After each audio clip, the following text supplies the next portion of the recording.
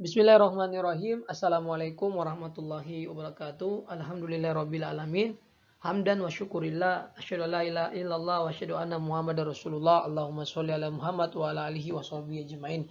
Anakku yang soleh soleha, kakak kelas 4 yang dirahmati Allah Subhanahu wa taala, senantiasa kita bersyukur kepada Allah Subhanahu wa taala atas segala nikmat-nikmatnya yang begitu banyak.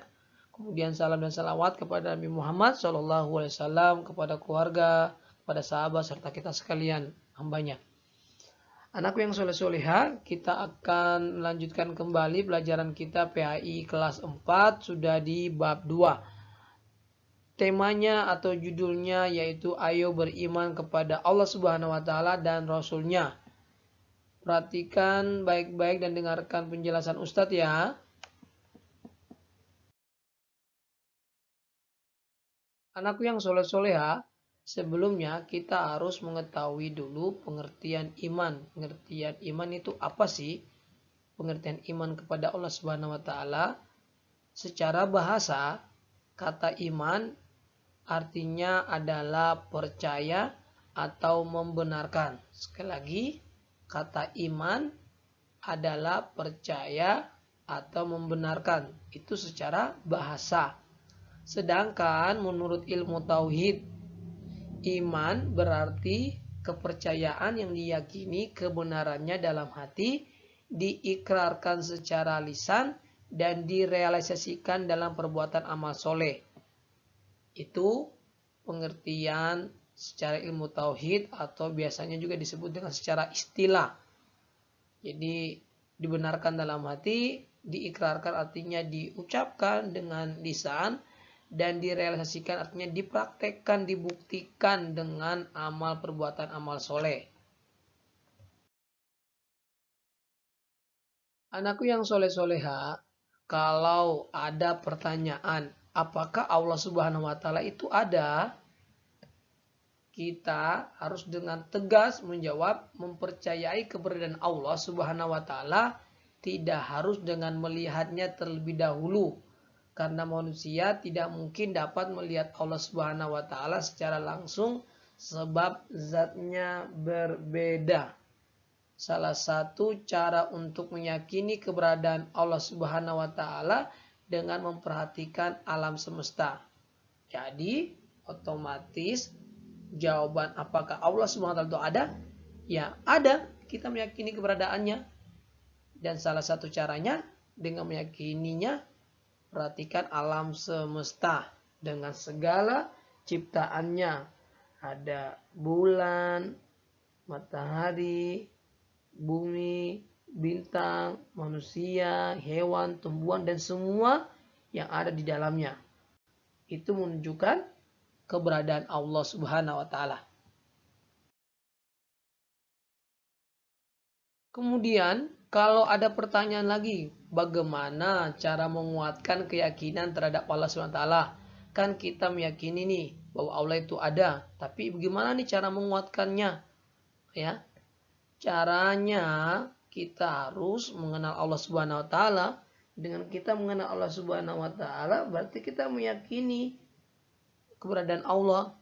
Dan untuk mengenal Allah Subhanahu wa taala, ada beberapa cara, yaitu melalui alam semesta, artinya mengenal Allah Subhanahu wa taala melalui alam semesta, kemudian mengenal Allah Subhanahu wa taala melalui Al-Qur'an, dan juga mengenal Allah Subhanahu wa taala melalui Asmaul Husna. Maksudnya seperti apa? Nanti Ustaz akan jelaskan ya berikutnya. Jadi anakku yang soleh-soleha, dengan kita menguatkan keyakinan kita terhadap keberadaan Allah Subhanahu wa taala, mengenal Allah Subhanahu wa taala melalui alam semesta, itu kita juga bisa dengan dua cara, yaitu melalui pikir dan zikir. Artinya kita berpikir menggunakan akal kita dengan melihat, berpikir bahwa kok ada bumi, kok ada bulan, kok ada bintang. Nah, dengan pikiran-pikiran itu secara logika kita pasti akan bertanya juga, pastikan ada zat yang menciptakannya, yaitu Allah Subhanahu wa taala. Dan juga mengenal Allah SWT melalui cara berikutnya dengan zikir. Zikir berarti kan mengingat Allah SWT dengan kita menyebutkan nama-namanya yang mulia dan sempurna, di mana kita mengingat Allah. Insya Allah zikir itu juga membantu kita lebih mengenal Allah Subhanahu wa taala dan meyakinkan diri kita tentang keberadaan Allah Subhanahu wa taala. Kemudian yang berikutnya yang untuk meyakinkan kekuatan kita keberadaan Allah Subhanahu wa taala, tadi mengenal Allah Subhanahu wa taala melalui Al-Qur'an. Mengenal Allah SWT melalui Al-Quran artinya ketika kita melihat tanda-tanda yang banyak di muka bumi, itu kan adalah ayat-ayat kauniyah. Itu tidak cukup untuk kita. Jadi kita juga harus mengenal ayat-ayat Al-Quran. Dimana dengan kita membaca Al-Quran, itu akan lebih kita mengenal Allah SWT dan meyakini keberadaannya. Di mana Al-Quran adalah kalamullah atau firman Allah Subhanahu wa taala yang diturunkan melalui malaikat Jibril sebagai pedoman hidup manusia. Itu ya, mengenal Allah SWT melalui Al-Quran. Kemudian berikutnya untuk menguatkan lagi keyakinan kita tentang keberadaan Allah SWT, yang kita itu mengenal Allah SWT melalui Asmaul Husna. Asmaul Husna kan adalah nama-nama Allah SWT yang baik dan mulia.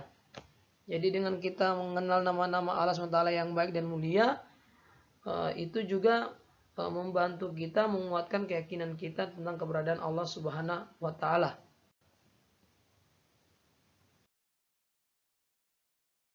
Di mana Asmaul Husna atau nama-nama Allah yang baik dan mulia tadi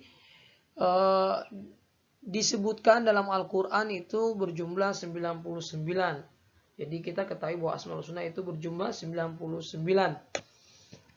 Namun ada 3 Asmaul Husna saja yang mungkin Ustaz jelaskan.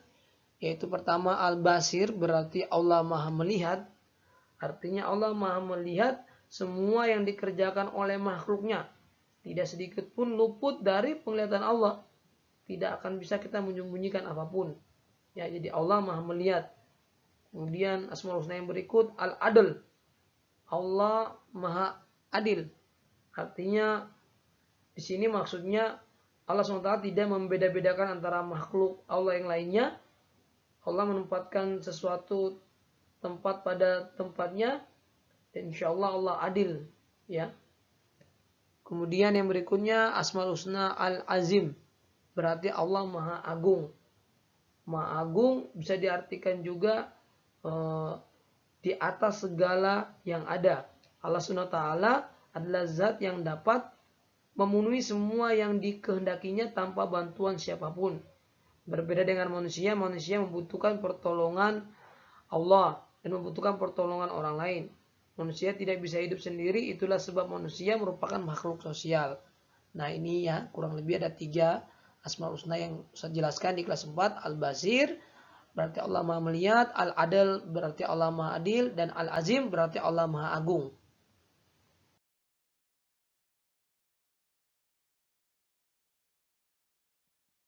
Bersambung. Ternyata anak soleh tidak cuma film ya yang bersambung. Jadi insya Allah untuk di bab 2 kita akan lanjutkan di pertemuan berikutnya. Karena lumayan banyak penjelasannya dengan waktu kita yang singkat. Jadi kita bersambung nanti di pertemuan berikutnya. Jadi sekian dulu penjelasan Ustadz. Hanya menjelaskan terkait tentang beriman kepada Allah Subhanahu wa taala dengan beberapa hal tadi yang Ustadz jelaskan. Dan terima kasih atas perhatian dan pendengarannya.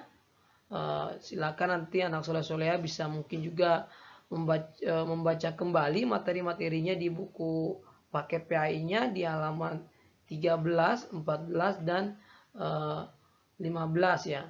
Jadi silakan untuk lebih mendalami materinya. Nanti beriman kepada Rasul kita akan lanjutkan di pertemuan berikut.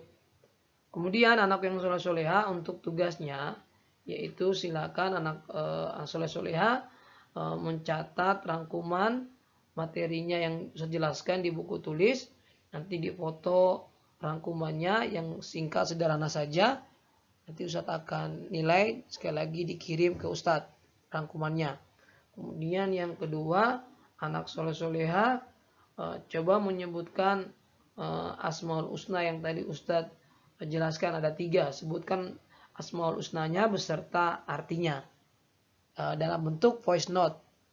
Ustadz ulangi lagi, tugasnya ada 2. 1, membuat rangkuman sederhana, dicatat di buku tulis, difoto dan di share ke Ustadz. Yang kedua, voice note menyebutkan Asmaul Husna beserta artinya yang kita pelajari.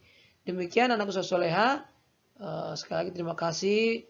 Barakallahu fikum. Assalamualaikum warahmatullahi wabarakatuh.